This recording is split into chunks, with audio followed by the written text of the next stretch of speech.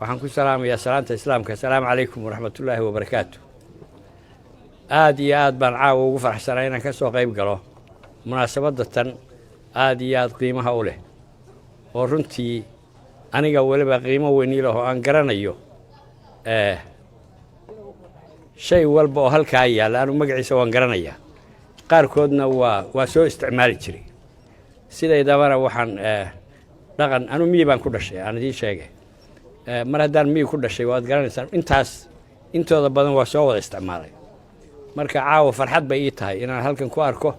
aad baan caawa u seexanayaa. sidaydabana dhaqan miyi baan leeyahay magaalada haddii aan u bato waa ku cashiyaaba oo miyigaasaan anigu ka helaa. cashiga waa taqaani soo maaha, in yar baa garanaysa. intaas markaan ka gudbo waxaan aad iyo aad ugu mahadcelinayaa wasaaradda warfaafinta oo wasiirku ugu horeeyo iyo howlwadeenada kale. waxaa halkan ka muuqda horumar weyn oo dhaqanka ah runtii. waxaan isleedahay iyadoo uu mas-uuliyaddiisa ay tahay oo uu wasiirku yahay nin ka soo jeeda dhaqan oo awowgii aad la wada socotaan maxay ahaytoy inuu dhaqanka Soomaaliyeed oo maxay ahaytay hayn jiray. waxaan qabaa inuu maanta wasiir Timo Cadena inuu aad iyo aad u horumarin doono.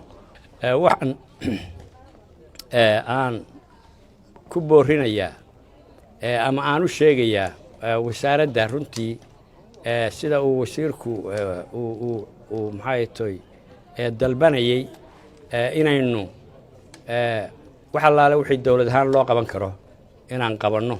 waxaan hadda madaxweynaha aan ka codsanaynaa in haddii uu aasaasay madaxweyne ku-xigeen oo ay xuskani u ahaa heer madaxweyne ku-xigeen, waxaan rajaynayaa caawa inaynu dallacsiinno oo ka dhigno heer madaxweyne oo wiigga kale ee soo socda uu madaxweynuhu inagala soo qayb galo oo aynu dallacaad arrinkaa uga dhigno.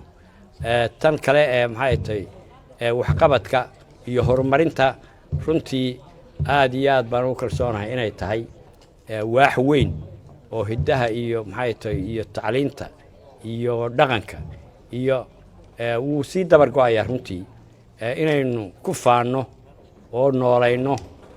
aad iyo aad baan anigu aan u aaminsanahay. hadday tahay suugaan, hadday tahay heeso, hadday tahay hadal, horaa loo yidhi aniga waxaan u soo kacay inaan una barakeeyo inoona soo xidho. aad iyo aad baad u mahadsantihiin. wasalaamu calaykum waraxmatullaahi wabarakatu.